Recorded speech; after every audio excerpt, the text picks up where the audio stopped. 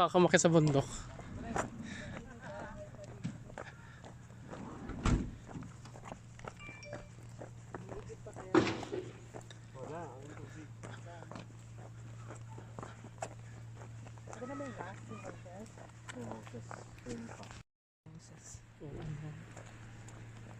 Hello. Ay, bastos. Yeah. Hello guys. Punta kami ngayon dito sa well. Wala na, maluwag na. Hindi na virgin.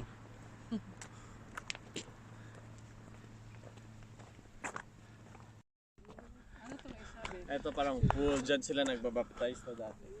Ano talagang ganyan talaga yung mga bato nun? Parang hindi, sa baba. Para may inulit, yung sa ano inulit na lang yan. Baka babuyan ka boy? Ah, yung baba na ano. Ano ba to? Yung nagilid. Walang nakalalim dati. Inedit lang nila. Oo. Mga ganun siguro yun. Kasi wala ng tubig. Oh, pang Olympics. Walang tubig nga lang. Moses pool. Nabatian well carved into the rock.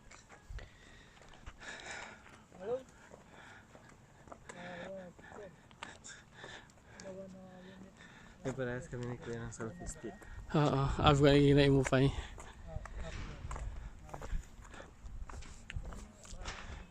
Kung na magsalita, bala? Si hambal na bala, hambal na. This is napagod na ang ano, ang YouTuber.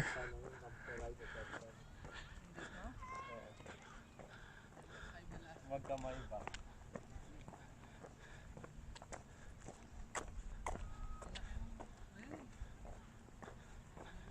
Silipin mo sobrang lalim niya. May daanan pa na tubig dyan, oh.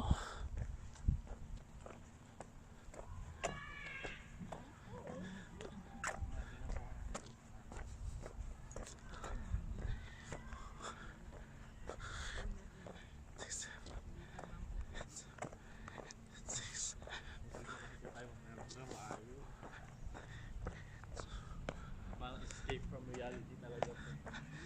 Signal.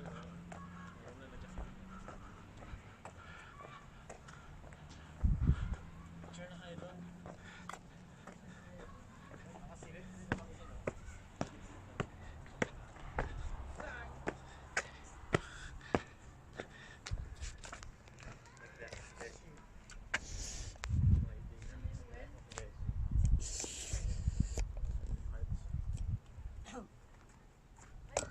Baka malaglag yung cellphone mo.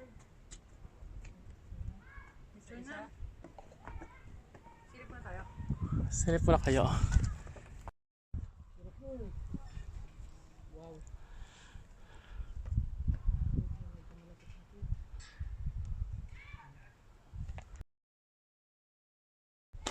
Nakita mo yung pinaka-base. Naglag yung phone ko.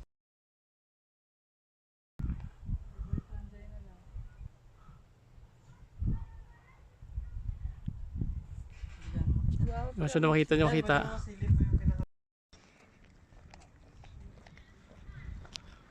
Marami na po punta rin, tapos na kami. Saan naman?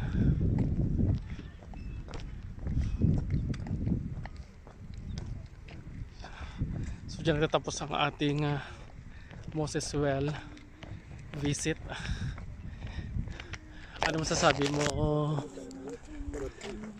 Ano masasabi mo siya sa Moses Well? Moses well, wala nang water.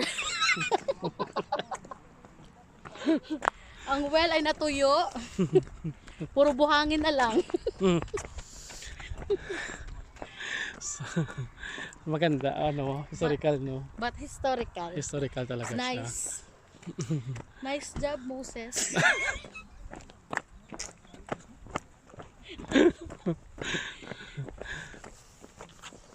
Tama naman. Dahil kung wala siya, wala yan. True. Diba?